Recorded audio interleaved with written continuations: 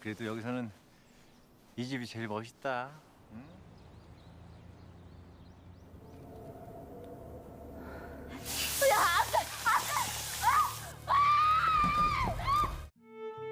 Hai semua, balik lagi nih bareng film Blu-ray HD. Di episode kali ini kita akan melihat alur cerita dari film The Call yang rilis di tahun 2020. Film ini memiliki alur cerita yang sangat menarik, yaitu seseorang dari masa lalu yang terhubung dengan orang di masa depan dengan perantara sebuah telepon. Dan setiap perbuatan yang diubah pada masa lalu akan langsung berubah masa depan. Pokoknya alurnya menarik, jadi tonton sampai selesai. Sebelum masuk ke pembahasannya, seperti biasa, yang belum subscribe, yuk subscribe dulu. Dan bagikan juga video ini ke orang terdekat kamu, agar mereka juga ikut terhibur. Intro.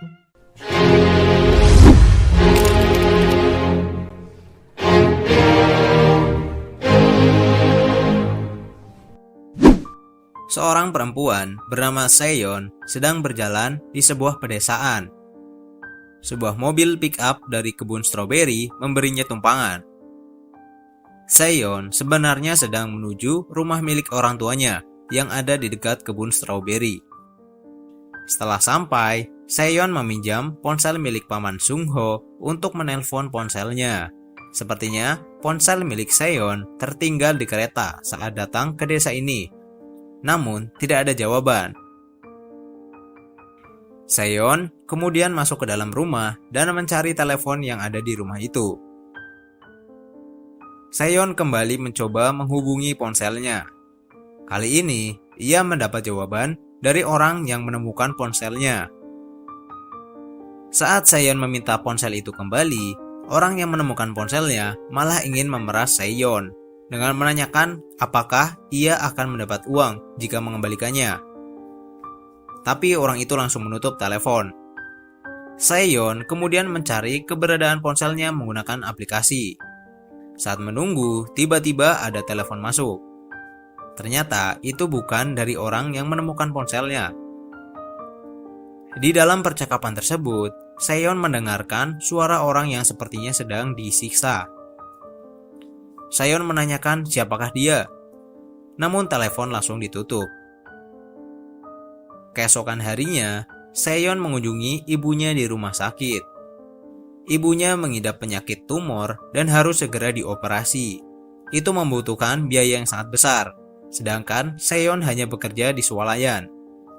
Di situ Seon sempat bertengkar dengan ibunya. Saat kembali ke rumah, Seon kembali mendapat panggilan. Lagi-lagi, yang menelponnya adalah orang yang sepertinya sedang disiksa. Orang itu meminta tolong. Seon mengatakan kalau dia salah sambung.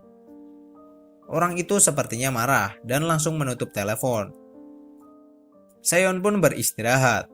Saat sedang tidur, terdengar seperti ada suara benda yang jatuh. Seon pergi memeriksa keadaan. Ternyata, yang jatuh adalah sebuah bingkai foto.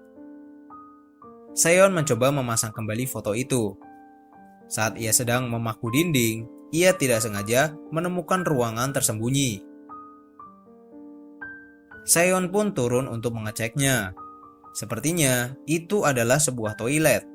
Ia juga menemukan sebuah kotak kardus yang berisi alat-alat perdukunan. Selain itu, ia juga menemukan sebuah foto di buku diary. Foto itu menunjukkan tahun 1999. Seon membawa foto itu ke paman Sung-ho untuk mencari tahu siapa wanita yang ada di dalam foto. Paman Sung-ho mengatakan wanita itu bernama Yong-suk. Ibunya adalah seorang dukun. Sepertinya di sini paman Sung-ho mencoba menutup-nutupi sebuah kejadian di masa lalu. Pada malam harinya, Seon kembali mendapat telepon dari orang yang meminta untuk menolong dirinya. Di telepon itu, orang tersebut mengatakan kalau ibunya akan membakar dirinya sekarang. Seon kemudian melihat kepulan asap yang keluar dari toilet lawas yang ditemukannya. Setelah itu, ia juga melihat lantai yang seperti terbakar, namun tidak ada orang sama sekali. Di hari berikutnya, Seon kembali menerima telepon dari orang misterius itu. Seon menanyakan kepada gadis itu di mana alamat rumah ia tinggal. Mengejutkan, ternyata gadis itu mengatakan alamat rumah yang sama dengan rumah yang ditempati Seon sekarang. Dan ternyata benar, itu adalah Yongsuk. Seon masih mencoba untuk membuktikan apakah ini benar-benar nyata. Ia membacakan sebuah kalimat di buku diary yang ditemukannya dan menyuruh Yongsuk untuk mengeceknya. Yongsuk juga merasa bingung dan mengira ia salah menelpon orang. Saat mereka berbicara, di dunia Yongsuk adalah 18 November 1999. Seon kembali mencari bukti. Ia mencari sebuah tragedi di internet. Seon mengatakan kalau malam ini di dunia Yongsuk akan terjadi kecelakaan pesawat.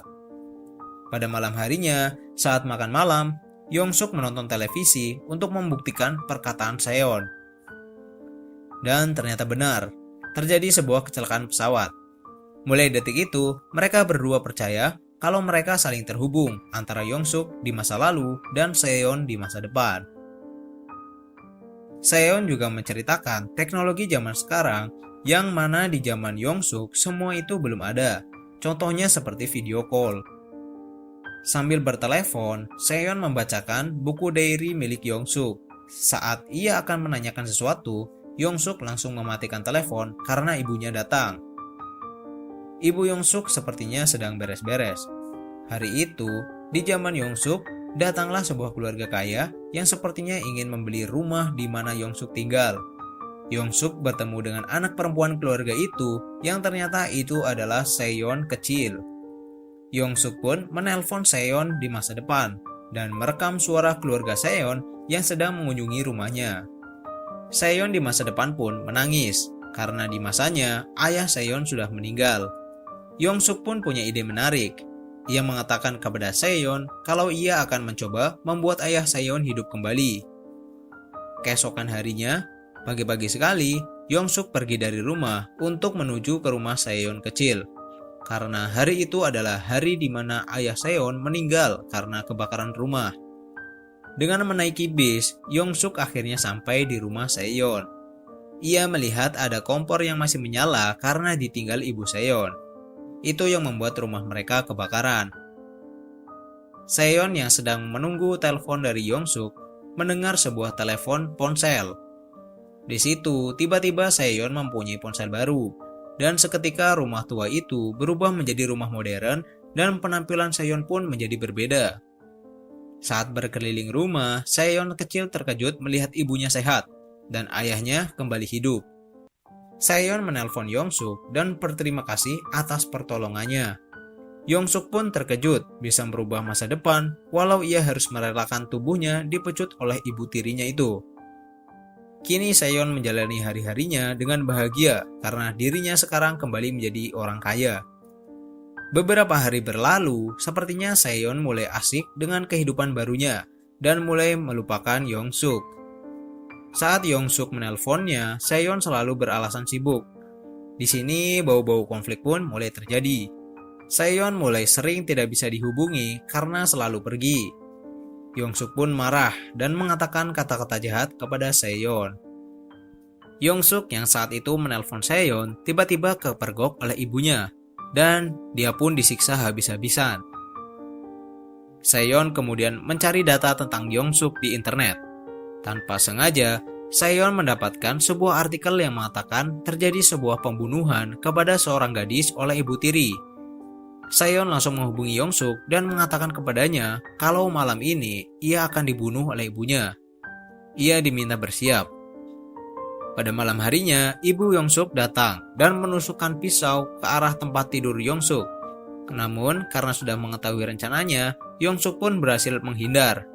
Dan di sini, Yongsuk pun malah membunuh ibunya dan memutilasi jasadnya. Karena ibunya sudah mati, kini Yongsuk bisa hidup dengan bebas. Ia membeli semua barang yang diinginkan dari dulu. Di rumah Seon, paman Sung Ho datang untuk mengantarkan stroberi. Sedangkan pada hari itu juga, di zaman Yongsuk, Sung Ho muda juga sedang mengantarkan stroberi untuknya. Di sini mulai terlihat sepertinya Yongsuk mempunyai gangguan mental. Yong-suk pun mengajak Sung-ho masuk ke dalam rumah. Karena haus, Sung-ho membuka lemari es Yong-suk. Di dalamnya ada bungkusan kresek yang sangat bau. Sung-ho pun berniat untuk membuang bungkusan itu. Namun, tiba-tiba terlihat darah dan rambut. Yong-suk yang mengetahui hal itu menjadi marah.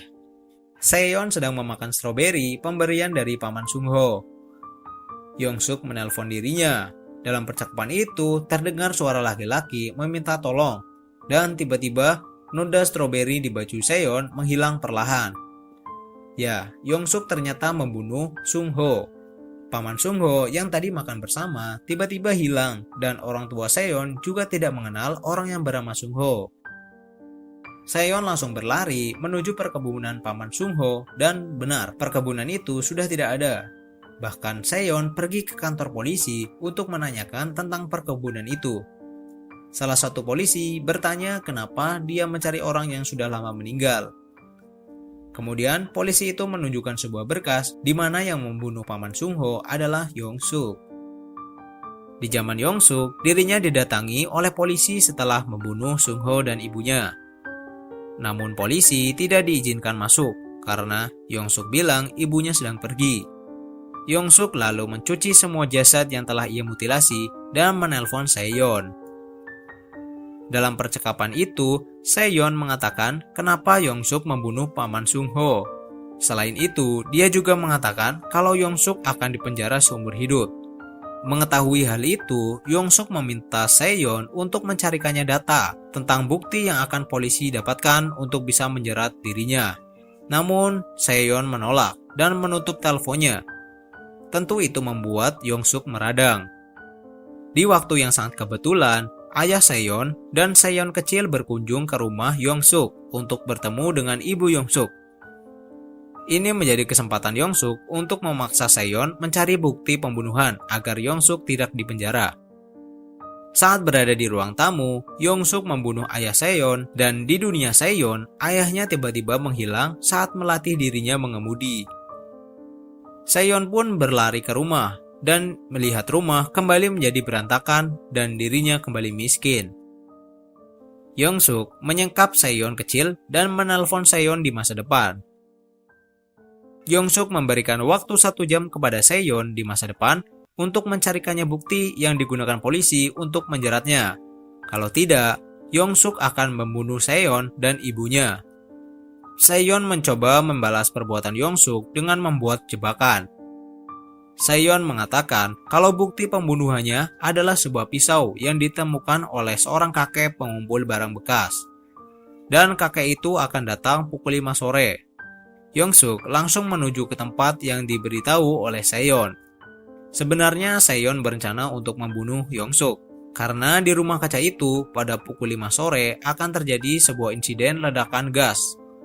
Nah, saat Yong-suk hendak masuk ke dalam rumah kaca itu, tiba-tiba terjadi ledakan besar. Namun ternyata, Yong-suk lolos dari maut dan rencana Seon gagal. Yong-suk pun menelpon Seon. Karena merasa dikhianati, Yong-suk pun menumpahkan air panas ke badan dan kaki Seon kecil, sehingga Seon di masa depan juga merasakan hal yang sama. Di dunia Yong-suk, ibu Seon sedang menuju ke rumah Yong-suk. Namun saat dia sampai, ia tidak menemukan siapapun karena saat itu Yong-suk pergi untuk mengambil pisau yang digunakan sebagai barang bukti dan ibu Seon kecil akhirnya memilih pergi ke kantor polisi. Setelah itu, Seon berlari ke kantor polisi untuk mengambil berkas pembunuhan milik Yong-suk. Di berkas itu, foto Yong-suk mulai menghilang. Ini menandakan Yong-suk berhasil mengambil barang bukti dan lepas dari jeratan hukum. Rumah kumuh itu langsung berubah menjadi tempat bersih kembali. Ini berarti Yong-suk berhasil hidup sampai zaman Seon sekarang. Wah, gile nih film. Lanjut. Di masa lalu, ibu Seon datang ke rumah Yong-suk dengan seorang polisi. Mereka menginterogasi Yong-suk dan mencari Seon kecil dan suaminya ke seluruh ruangan. Seon di masa depan sedang mencari telepon untuk menghubungi Yong-suk di masa lalu. Setelah menemukan telepon, ia langsung menghubungi Yong-suk di masa lalu. Namun di sini yang mengangkat adalah ibu Seon. Seon langsung meminta ibunya pergi dari rumah itu. Ibunya pun sempat bingung. Saeon tiba-tiba dipukul oleh seseorang hingga teleponnya terputus dari ibunya. Saat ibu Saeon menjelaskan kepada polisi, Yongsuk malah membunuh polisi itu. Saeon di masa depan ternyata dipukul oleh Yongsuk yang masih hidup. Mereka berebut telepon untuk bisa berhubungan dengan masa lalu. Ibu Saeon yang dikejar oleh Yongsuk bersembunyi di sebuah kamar. Saeon yang berhasil mengambil telepon itu langsung menghubungi ibunya di masa lalu dan menyuruhnya untuk membunuh Yongsuk. Karena tidak bisa masuk, Yongsuk memancing ibu itu keluar dengan membawa Saeon kecil. Dan itu berhasil. Yongsuk mencoba menebas ibu Saeon, namun ibu Saeon berhasil menangkap pisau itu dengan tangannya dan membawanya menjauh. Tapi sepertinya ibu Saeon gagal. Yongsuk yang mencoba membunuh Saeon kecil didorong oleh ibu Saeon dan mereka sama-sama jatuh ke lantai. Di masa depan, Yongsuk tiba-tiba menghilang. Saeon pun langsung lari ke rumah sakit untuk mengecek apakah ibunya ada di situ. Ternyata tidak ada. Saeon akhirnya pergi ke makam ayahnya untuk menangis. Mengira ibunya mati, tiba-tiba ibu Saeon datang dan masih hidup. Saeon pun merasa sangat senang. Tapi, film belum selesai sampai di sini. Sebelum Yongsuk di masa depan menghilang, ternyata Yongsuk telah menghubungi Yongsuk di masa lalu agar dia membunuh ibu Saeon sebelum mati. Dan saat Saeon berjalan dengan ibunya, perlahan ibunya pun menghilang. Dan barulah cerita berakhir sampai di sini. Oke, sekian alur cerita dari film The Call tahun 2020.